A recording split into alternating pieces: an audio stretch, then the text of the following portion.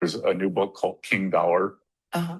A journalist who's followed Treasury for about 40 years. Yeah. And he talks about every time there was a narrative that the U.S. was going to lose reserve currency status, why it's never happened. Mm-hmm. And because crypto, that seems to be a threat to the dollar, doesn't it? I think it's the opposite. Oh, really? I think stable coins could reinforce dollar supremacy, because with stable coins could end up being one of the largest buyers of U.S. treasuries, T-bills. Mm-hmm. So all of a sudden, if you are using a stable coin in Nigeria that's backed by the US dollar, you don't actually have to have dollars. It's on your phone. You can transact. So I think there's a very good chance that crypto is actually one of the things that locks in dollar supremacy. And is that why it was crucial that Donald Trump get involved in crypto rather than trying to constrain it like Joe Biden was? I think constrain's too mild a word. I think make it extinct. Oh. So this administration's commitment to digital assets, it's innovation, because there's so many other things that happen around digital assets. And also, it's one of those things that it's one of the most important phenomena that's happening in the world, and the U.S. just ignored it. Treasury Secretary Scott Bessent said crypto is not a threat to the dollar. Digital assets are one of the most important phenomena in the world right now. As we take a look here at the dollar on the weekly charts, you can see we have a recent top that did happen on January 13th, 2025. The dollar has been losing value pretty significantly to the downside since then. If we take a look here with our measurement tool, the bottom came in at minus 12%. We're currently sitting at right now minus 9.78%. So since the beginning of the year, we've already lost 9.78 cents buying power of the United States dollar. If we take a look here at our weekly charts, we can see short-term momentum is maxed out, mid-term momentum rising to the upside, and our long-term momentum is still on the weekly charts showing a bearish dollar, but it is trending up. When we take a look at the daily, however, we have broken above our bull-bear line here, so we are looking at more bearish energy on the Dixie to the upside. Our midterm momentum, the white line, has risen to the top, and then our short-term momentum has already gone up and cycled once to the downside and back to the 100. So there very likely could be a cooling off of the Dixie to the downside. As you can see, our short-term momentum has actually just flashed red here. So there's a potential of a recycle back down to zero. And if we're looking at the charts here, we have broken also down below the daily 10 exponential moving average. The next level of support we would see here is at about 99.01 at the 30 exponential moving average on the daily.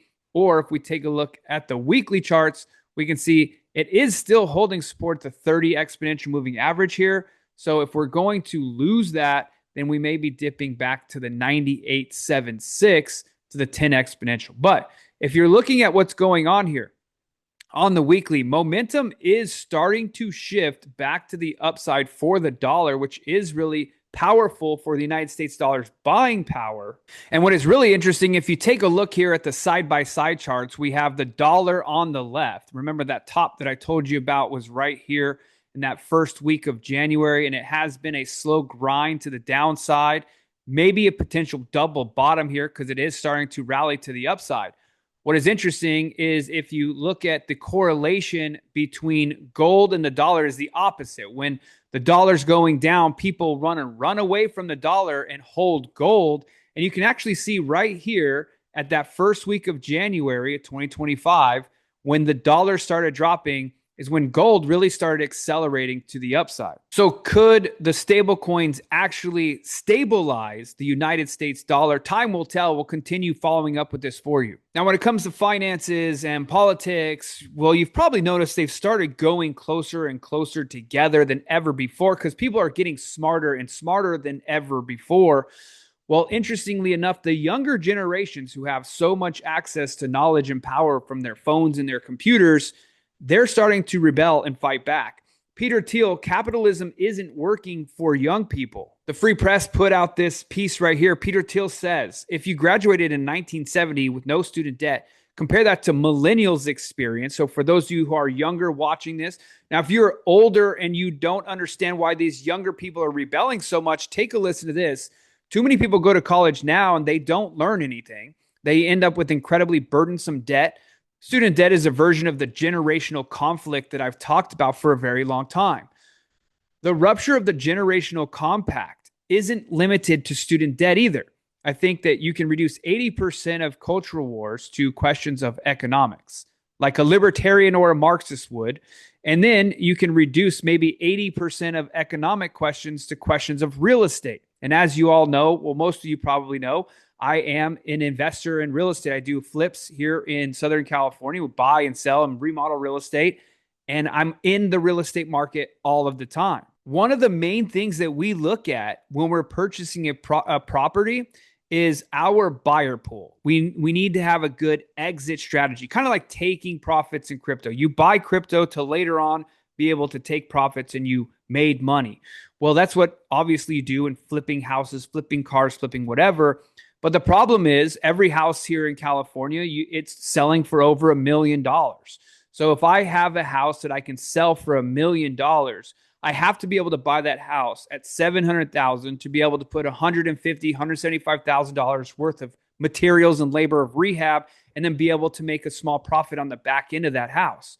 Well, buying $1 million house, the buying pool here in California is decent, but then you get up to 1.2, 1.3, 1.5, and the buying pool is so small that you have to be very extra careful on those higher dollar properties. And it sucks because we want these younger people to be able to buy the properties that we're making very nice.